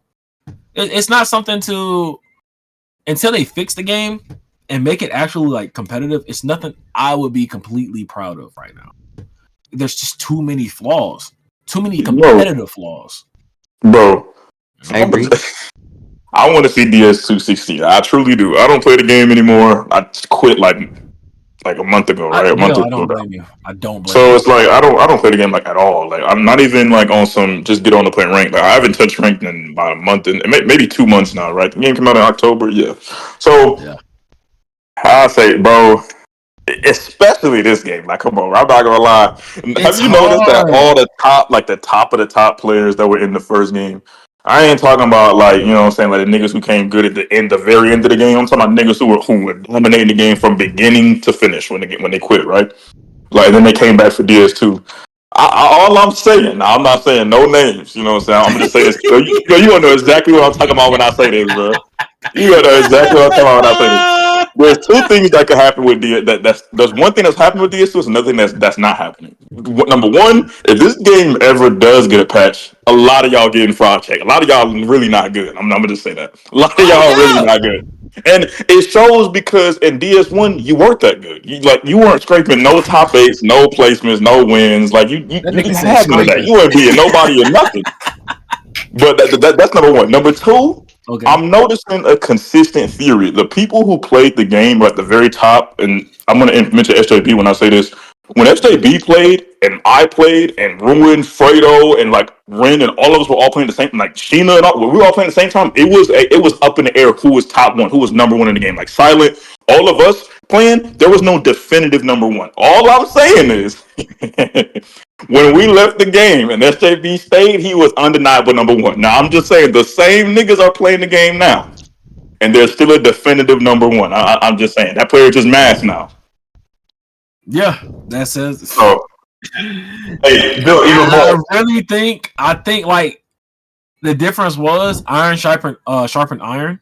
We all used to play each other like frequently, all the time, and we all had the ability to like the game gave you the adapt and make adjustments for real on a competitive level. On this game, not so much. I hate to say it, it's very Mickey and it's party like to some degree. All right, there are skill aspects to the game. Don't get me wrong, but the lack of defense makes some of the offense very fraudulent. Okay, so go ahead, Chels. You got something you want to say? I was just saying, back in DS1, no one said who's the best player. It's like who's the best Akaza, who's the best Susa. Who's the best? Yeah, character? it was getting that's actually really true. It was a lot of good players in DS1. Like it was a lot. People would say like who's the best, and people would debate it like all the time. Like who was the best for said character? Who was the best? Who was the best at, right? But that was it. Nobody said such and such is a number one, like top one. Like this nigga right here is definitively better than every other player until all the real niggas left. I'm gonna just say that. You know what I'm saying? Until all the Even when SJB was like top one, nobody was ever like, oh, like nobody said that. Like when SJB was top one, nobody was like, oh, he can't never lose. He can't lose a set. And then when we saw him lose a set, you remember that? You remember Wanted, right? Even though it was unsung, even though it was bullshit, the nigga lost though. Like niggas could lose. Everybody could lose. Oh, not even that. This not even me dunking on my boy SJB. You know what I'm saying? Yeah, SJB goated. That's my dog. You know what I'm saying? He nice, but like, bro, he lost in that clan battle. Valhalla did in that like what 5v5. He was the only nigga in the room. Everybody else won in the room about the 10-0. We was about to 10-0. He was the only nigga in the room. Bill, he trolled that one. I remember that. I was so pissed. I forgot. Yeah, he pissed me off for that. We was mad as fuck. Bill, we was mad as fuck. Yeah, we was mad as fuck. I remember that shit. Oh, God. Good memories. Good times. Good times. Hey, I know y'all DS2 roaches are watching and lurking. Y'all speak up. I ain't gonna call them all that. Look, I do like the new people. Like I never seen before. I do think that's cool. We get to see new people. I always like seeing new people. But it's just, man, like all right, my thing is what's stopping y'all from being humble though? Like, why do we gotta have egos in this game? Why? Hey, I'm gonna say it again, especially DS2. In DS1, I might have a little bit more. A little bit, you know, because there's conflict. But this game, I'm just like, okay. And then I watch how some of y'all win sometimes too. Come on now, let's not do that. All right, I'll say this if y'all won from that guard break shit, humble yourself. If you win by constantly knowledge checking niggas, humble yourself. Knowledge checking is cool. I do think that is a skill to a degree. But when it's a lot of knowledge checking, it's like, okay, can you do this to the same person over? Even though sometimes these niggas do it. Y'all, but let me get on this. I'm not gonna get the knowledge checker though. You niggas that keep getting knowledge checked and it's lazy, you keep losing. Because go to the lab. Like, you shouldn't get knowledge check every fucking tournament. That's on you.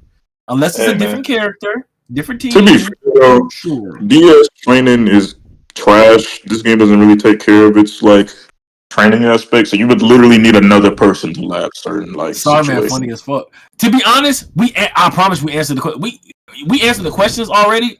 And he answered the same question twice when I was gone. Talk about the ceilings from the low level to the high level. That's because I was asking a different person. See, we already did the interview. We just chilling. You got any other questions before we get deep? Because we gonna start yapping. I ain't gonna lie. All right, let me go ahead and take a look over here.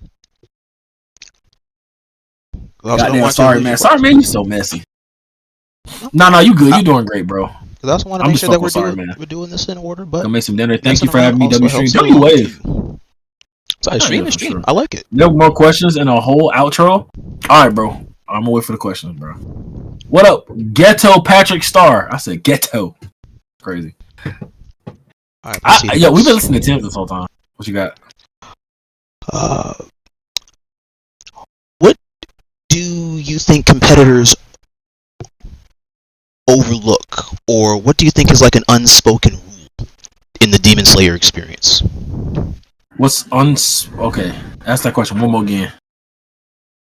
What do you think is an unspoken rule or norm that defines like the community experience for Demon Slayer?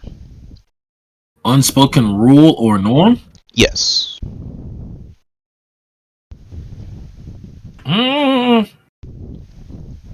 Never thought about that, to be honest. I don't think there's no unspoken rules, because like rules are just rules, man. Like, I guess the only thing I think of is shit that just don't really matter as much, right?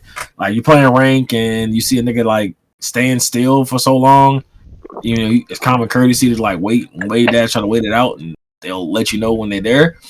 But after a certain amount of time, Oh, you can't nigga go about your business. What else? Nah, that's the only thing I think. Unspoken rule. I can't. That's a good question, but I don't think there's no unspoken rules. And then, what's the second part of that? Unspoken rules and what else? What do you think competitors overlook? What do you think competitors overlook? Okay, some of the same stuff I've been talking about the whole time. They overlook the ability to counterplay and counterpick characters. Mainly, so it sucks because I can't say that in every region. I'm going off the regions that I host the most, which is NA. Yeah. Mainly NA. They kind of have this thing where they feel like, and this is not an insult, by the way. It's just constructive criticism. They feel like because majority is using this and majority thinks this is the answer, that it is the answer, and it's not necessarily the answer. Does that make sense? So the Guillaume pandemic that's going on, I still don't get why it is, bro. Guillaume is beautiful. Yeah. You can argue he's top 1, you can argue he's top 3, whatever the fuck it may be, but he's a beautiful character, you know. And I just don't understand. And I play against some great Guillaumes, by the way, some great ones. And there's some that push me to the edge, but like, it's nothing that makes me say like, damn, I gotta marry. Like they marrying Guillaume like he's fucking Sousa on DS1. I'm just like, he's not that powerful. Like he doesn't. It's not the same presence as Sousa final patch. I'm sorry, like he's not that crazy to me. What do you think? I mean, Vil, you don't play, but I know you watch Kyrmzon. Was you in DS1 like that in the end? And then Chels, what do you think? Like, he doesn't give the same aura as Sousa final patch DS1. Honestly, Sousa was like insanity. It's just like you had it's not even close. Like I get that error. That shit. Like yeah, I get it. Yeah, like Sousa was an AC 130. Like Guillaume is stupid, but he isn't broke. He's just stupid. It's like, all right, at some point in time, you're going to be able to break my guard no matter what I do. If I'm not on a zoner or like Genya, you're going to probably break my guard. I have to take that at least once around if I'm not playing smart. But like, if I'm not playing you, your Guillaume is going to look horrible. I don't feel like, first, to outplay a good Sousa in DS1, you really got to play out of your mind. Like, you got to be on point every second. You're playing 3 rounds of hell. Have fun. Oh, wait, I can lose 2 rounds and get 3 bars. And now I have, like, infinite health for the next. Like, DS1 was, like, you had to think about your resources. In this game, you spend your resources so freely that it's like, all right, I might as well just cash in, and the meta of the game, which was resources in DS1, kind of goes away. So, I think people kind of overlook that. Yeah. Simon said, I see Guillaume as overtuned for offense in a game where offense is king.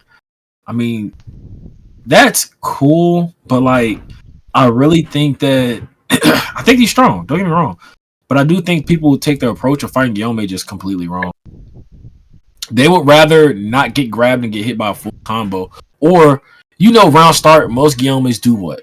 Neutral skill, do they not? They literally just press triangle round start almost every single time. But when I have a zoner, which is really good against that motherfucker, I shoot that nigga. Genya specifically. Because I know they're going to do that every single time. Most of the time, like, you got to show me you're going to do something different and I'll. Right?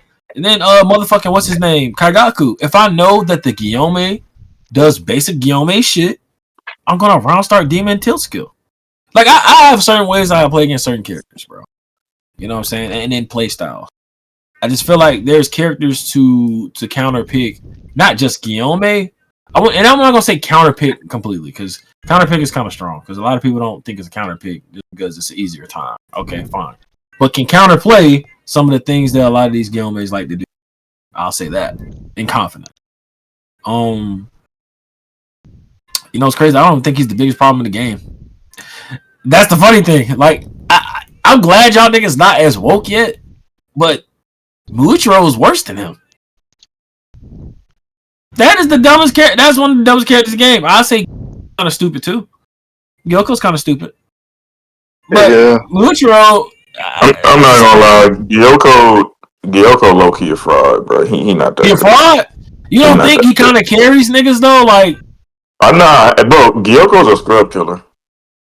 I agree, but he is kind of brain that like it don't take much skill to pick that character up to me. No, it don't. He's mad beginner friendly, but I would say that about every character in the game except maybe like. Oh, actually, nah. I would say that about everybody. Actually, I don't think anybody in the game has like a too much higher skill ceiling than any other character. In my opinion. Show me someone who can win with Daki. That character must take some. Okay, yeah, all right. Now that I think about it, Daki might be. Yeah, I'm a kind of ass too, bro. I'm sorry. We got. Yeah. Okay. Yeah. Him. I would say those two characters are like the exception to the rule, but mainly because not because they're hard to pick up, but because considering the roster, they're hard to play in this meta. That's what I'll say. Let's talk about Sousa by herself. She's kind of ass too. Like I don't know if y'all peeped. I've been playing with Sousa by the way. By herself, her tracking's ass. Like it's easy to dodge piercing kick now, and it's a free punish. It's bad, nigga. Like, that hurts my soul. She bad. Sucks. I was playing against a nigga that was just like not good, and he was just getting games because it was like she whiffed that.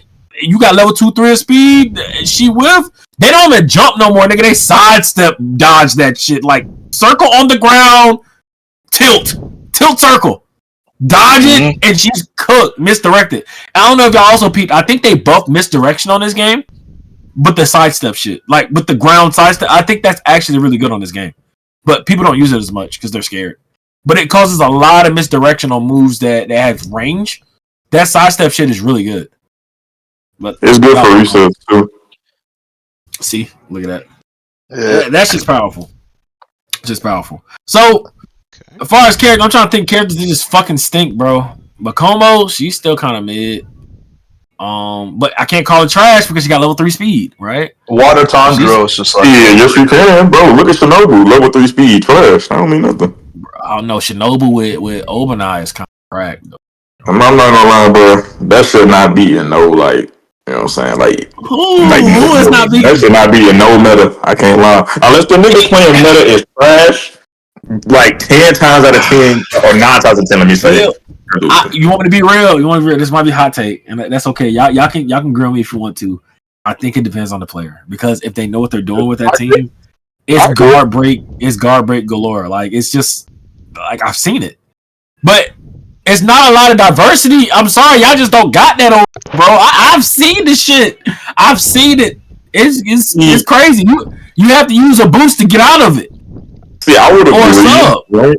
I would agree, right? Because I don't watch like unless you're streaming it or something. Like you're the only outlet that I watch. You and Ruin. Yeah. So I would say that, bro.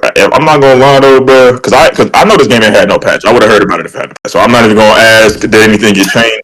I know that didn't happen. But let me just say that I know that team ain't where it was when I left, right? So I'm not gonna lie, bro. It's like it probably is guard break galore, but I mean. How many interactions are you gonna get like that when you're going against like certain characters who can like check you from full screen, mid screen, like look at Guillaume or just like EDC? Like how many times are you really gonna get that guard break for it to be relevant or win neutral enough for that guard break scenario to be relevant? Like the reason Mitsuri was dumb as fuck with that guard break shit is because not only did she have that guaranteed guard break shit with her heavy and ED Zen, she also had crack neutral and really good normals, so she could win interactions to set it up all like a lot more consistent. Shinobu and Obanai have nothing to do with that against like Guillaume or something. Okay, that's fair. What up, Afro? That's fair. Freaking. Okay, what's your next question? I can't defend it too much. I just know I see some shit. That's all. Yo, no, but you know what I'm saying though, like, but like that's like it's cooked. It just sucks when you compare it to like okay the higher tier of meta, but like if it's on some regular shit, that shit cooking.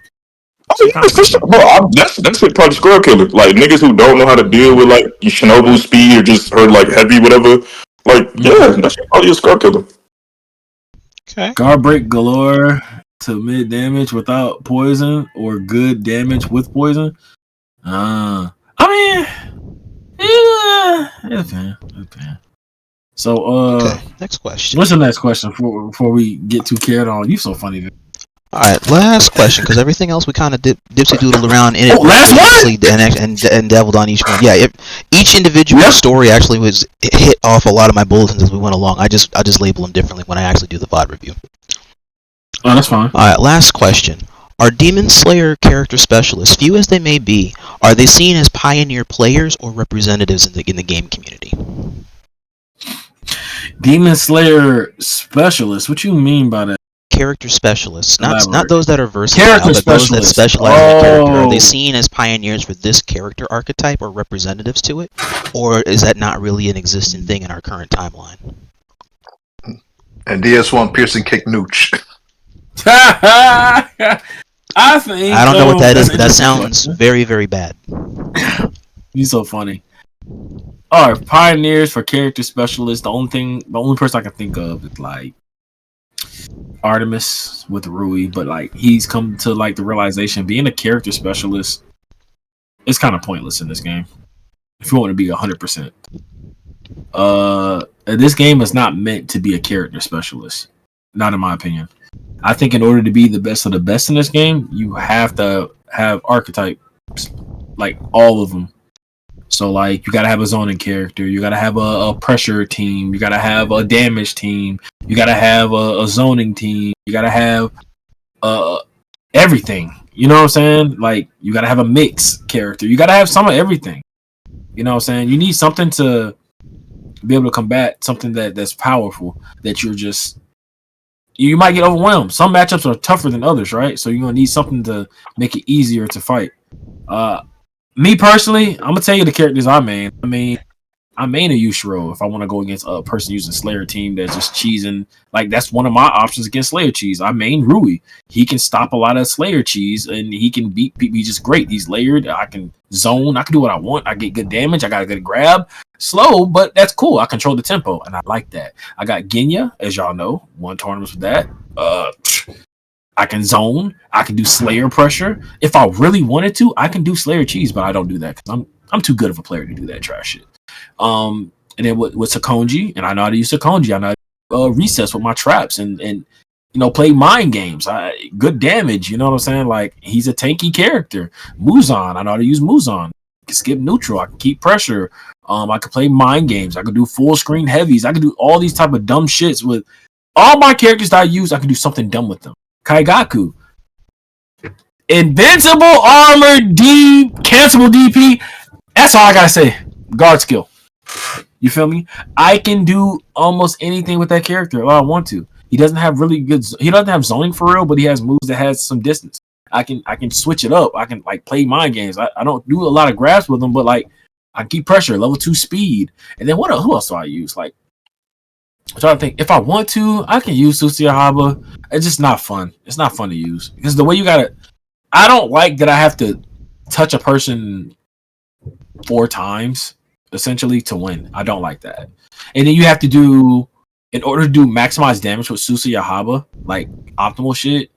It's literally doing air combos, canceling, and then doing a grab or some shit. Like you have to hit the grab at the end of most combos to be optimal, or use a demon skill to be like super optimal. Just too much time, too much work. Who else can I use? I think I said Zohakuten. I can actually use that nigga too a little bit, and it's so funny. I didn't even master him. I don't even gotta use him. So like you got somebody like Judah, right? AKA Silent. Master that character to the T, like crazy, right? I don't gotta do all that to win with that character. I play with my specific style. And I just win. It's fun. Like I have something for everything. I can still use Enmu if I want to. I have something for everything. Anything that I can use to make a opponent uncomfortable, I'll use it. You know what I'm saying? Yeah. I'm gonna jump in when you're done, Keto. Go ahead, Bill. You sure? Yeah, I'm done. I think I said what I need to say. Alright, but when I think of like character specialists like pioneering, I would say funny enough, usually you would expect the top players to like grab something and then everybody else starts using it, which has definitely happened in certain like situations. But I will say in DS1, which is like true, probably even still for this game, probably not as much because certain characters are just way better than Zen now. But this dude Cyanez was like He pioneered PCF plus assist, like DP assist. Every Zen, and then heavy spamming. Like nobody was using Zen like that, like ever. Until Fredo played him, and then my dog, that's my demon twins, my dog Fredo. He started playing Zen, and then like he perfected that tech. Now every other Zen player uses that tech. Like now everybody does TCF into air spin or DP, and then have an assist behind them so they can be safe, and then they just grab you, or they're like heavy spam to keep you away, so they can keep doing it over and over and over again. Like that, Cyanez pioneered that tech, and every Zen player started doing it. Like Cyanez, like so essentially made it. Fredo perfected it. Now everybody's using it. Yeah. You know what I'm saying? Like that's kind of like what because Fredo's a top player, right? Yeah. Now, the next thing I want to say is it's not necessarily character specific. Hey, I gotta glaze myself here. I made wave dash. Still a thing in part 1. Still a thing in part 2. Just saying. Yeah. All right. So that's what his question was saying. All right. I ain't know. Yeah. Like far. Well, all right. So for that, yeah, DS1 had more pioneers for tech than this game. Because this game, the only tech these niggas come up with is literally assist guard break. I'm not gonna lie. I would say, yeah, that's pretty nigga. This shit, damn, you made this game. And that was so in the first game. The guard break assist was in the first game, just not as frequent, but it was in the first game. You just made this game not look as cool.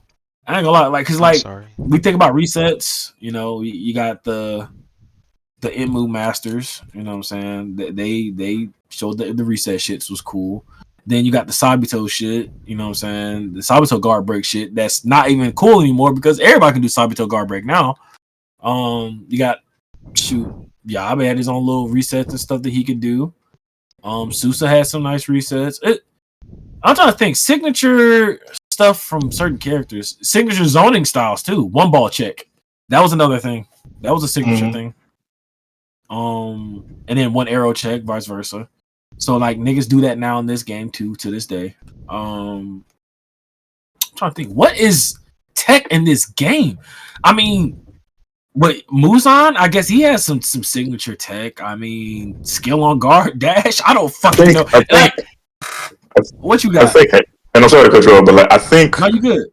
I think like you're more so speaking of, and this is me speaking to Rob when I said this. You're more so speaking of universal tech, right? Or would you say that character, or is it always character specific? I was thinking character specialist, since it's a big roster. Character specialist in terms of like character tech.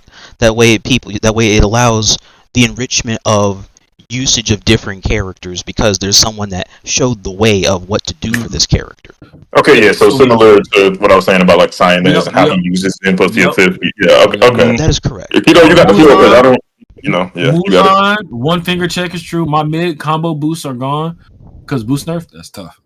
I'll say with Genya, I mean, I come up with certain pressures to make the game pretty much like GG's, right? Like, I don't want to call it tech. I just feel like it's the way you should play the character. I feel like I wasn't the only one. I will admit Cash was up there with me, and Cash did help me get better with Genya because he had his tech before I even had tech, right?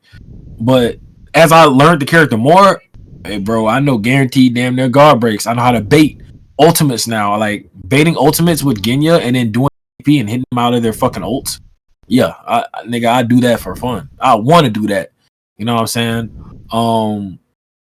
What else? Trying to see, like, that's one thing I can think of. It ain't that much. It's still a lot to be discovered, I think. I think it's still a lot to be discovered. The only reason it doesn't have a lot is because, like, niggas are not experimenting for real, though. Like, everybody stand on the same characters. That was one of the things I wanted to try and delve into with the thesis of the question. Oh, okay. I think Sorry Man, I saw him doing a lot of stuff with Type-0 on one of your streams. Like, maybe people just don't go outside their comfort zone. Yeah. He did say he does. That man will. He does. Yeah. He does. Yeah, he does. I think he's the best Type-0 because I get that motherfucker up. Because I know how the character work. But he even though I think that character's mid, he found a way to make it like. Not only could he knowledge check with that character, he can still cook with that character if you take it too lightly. So it's like, if you know how the character work, you should win. But if you slacking, you make one bad move, he hit you for a 50 piece, no nuggets, no sauce, just. If you slacking, he might be packing. No, Tim, I don't see you play. What? people don't play Gyotaro and Daki. That should be a great team. You got Slayer, Tekken, and healing. Rio plays it. Rio plays that team. I saw him use solo Gyotaro against Masq and not switch it up and lose. So I made fun of him. So with Rio, let me tell you about Rio. I can tell you about a lot of players, but I ain't gonna go down the whole roster. That's a whole nother stream. But far as Rio beats himself when it comes to he finds something that works and stays. He doesn't switch it up. He keeps doing it, and then by the time he realizes he should switch it up, it's too late. You know what I'm saying? So, really good player, beats himself. He's one of those players that literally beats himself. All I tell you, I mean, the crazy holds he's been doing, like his signature holds. That's a signature. His signature holds on defense. Chels, he told me I couldn't get on Daki Gyu. Oh, and you agreed to those terms? What type of not? You need a lawyer. How you get Rio? Rio got Rio'd. That's funny. Yeah, he really did. Since I told him he couldn't use Susahaba. Yeah, I ain't like, bro. I do think there's characters that can beat Susahaba. I think you should learn that. Like, the only reason he's doing that, he's doing what I do to. Like, I talked about this earlier. I think Lord is a great player, but you know why I beat Lord a lot more than he beat me? What's up? I always pick characters I knew he didn't like. The first time he said he hate Imu, I said, "Oh yeah." Oh, you get in his head. That's how you beat him. You get in his head. I use him on that nigga all the time. And I don't use him properly all the time, man. I just know he hate that motherfucker, and that shit grinds his gear. I'm like, bro, I won before we even played at the time. You know what I'm saying? That's what he's doing to you, bro. Like, Susahaba is very beatable. That is not even the best. That's not the best character on the game. That's not.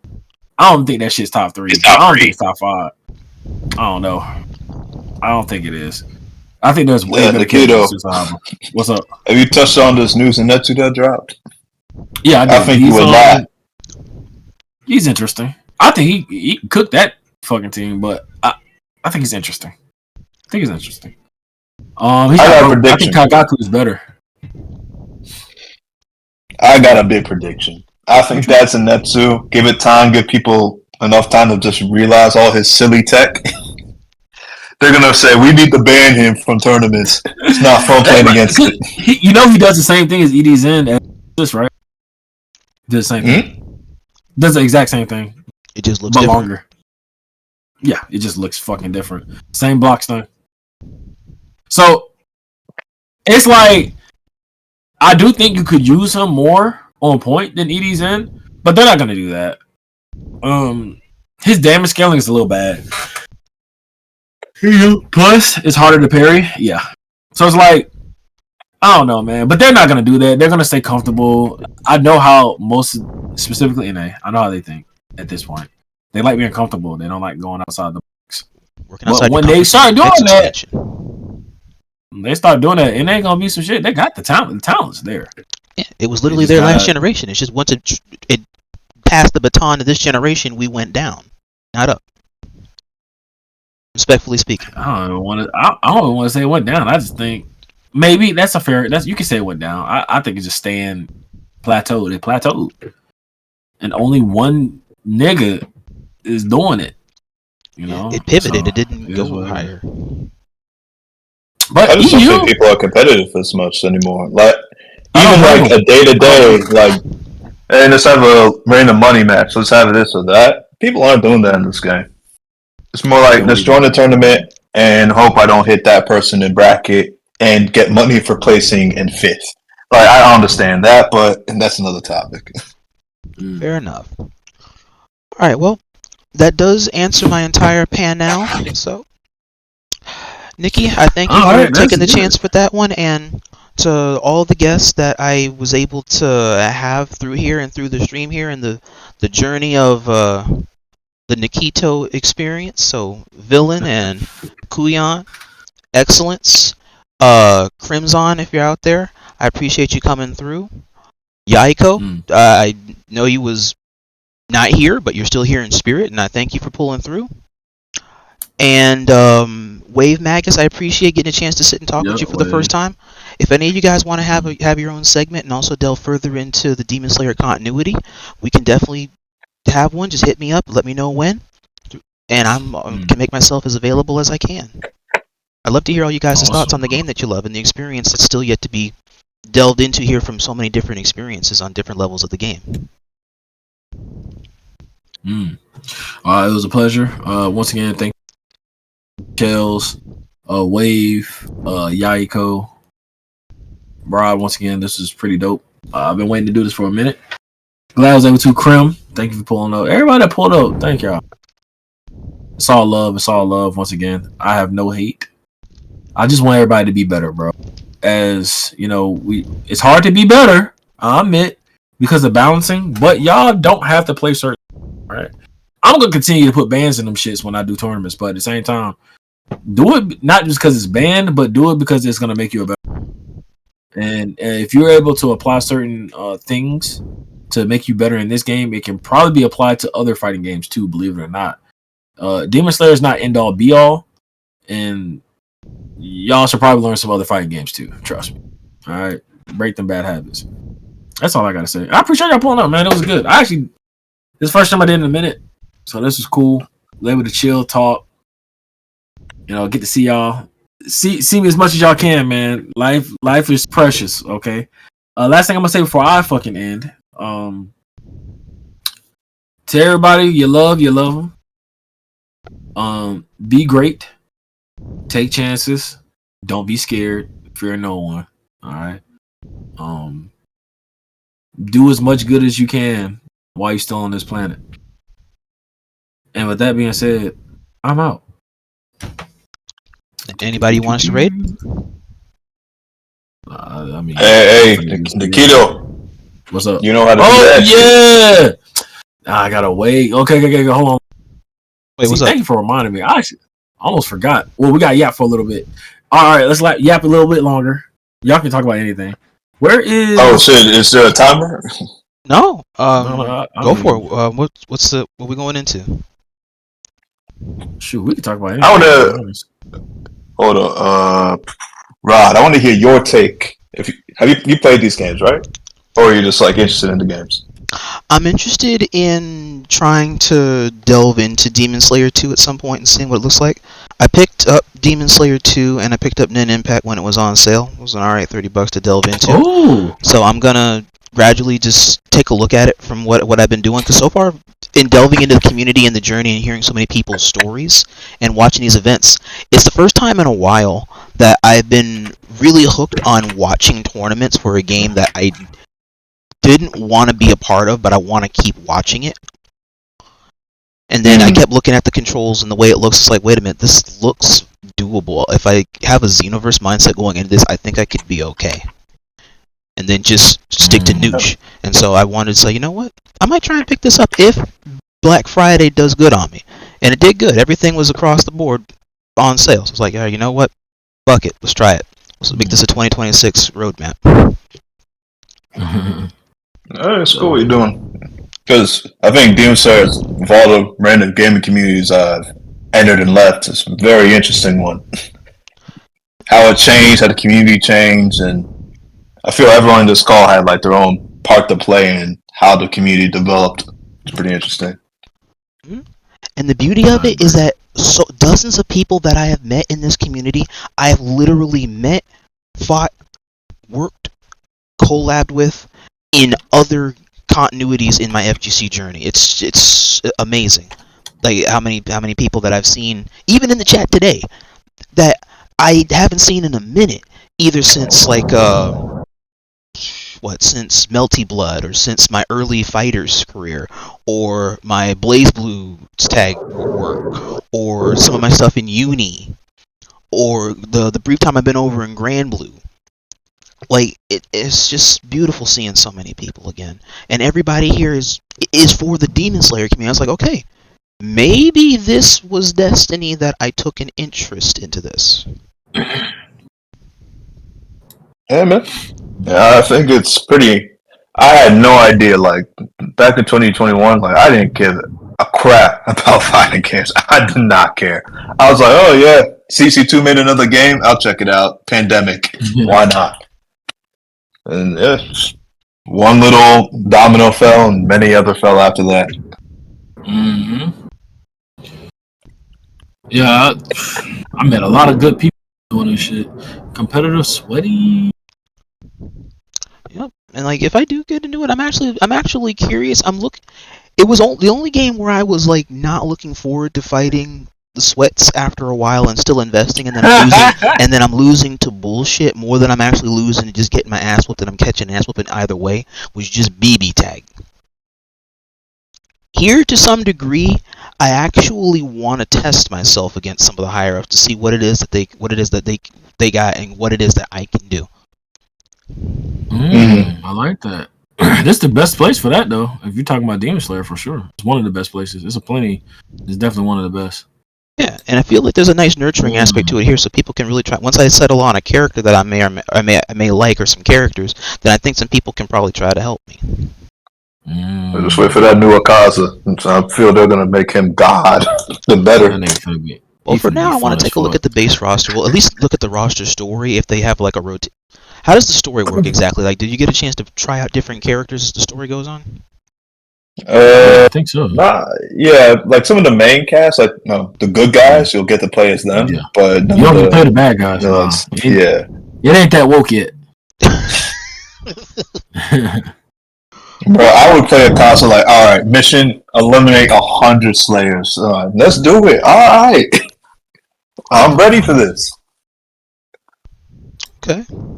Yeah, I think DS is like a very accessible community. Like, being able to see the best players takes no effort if you just put yourself out there. Yeah. Chat, y'all got anything y'all want to say too, by the way? Yeah. Any questions, comments, or concerns, feel free. This is a good place to put them in here, or, like I said earlier, if you guys want to have your own thing in order to delve into Demon Slayer in your own aspect and your experiences, hey, hit me up or hit up Nikki. They always know where to find me. There's only one Rodimus Prime in the FGC. I can always be found.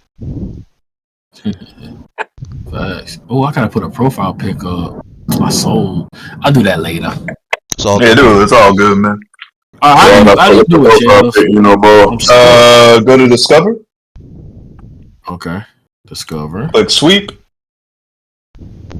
Okay, hold on. I'm actually gonna put my whatchamacallit up.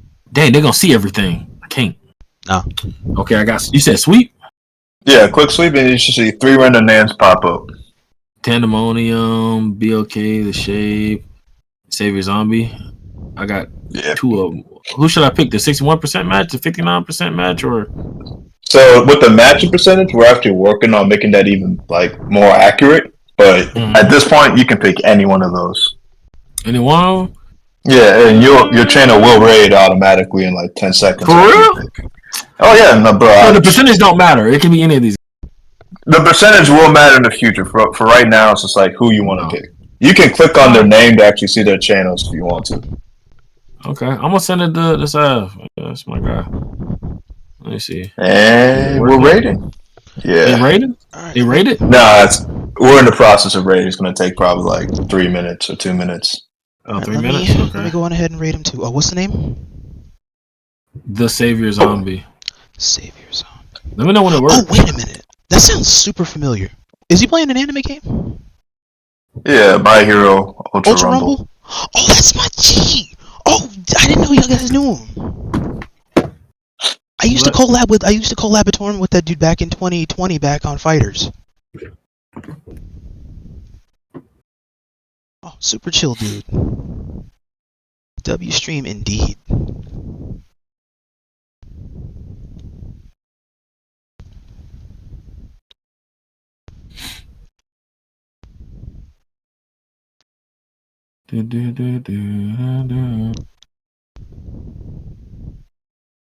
Yep, I got it in here. Sorry, man. Thank you.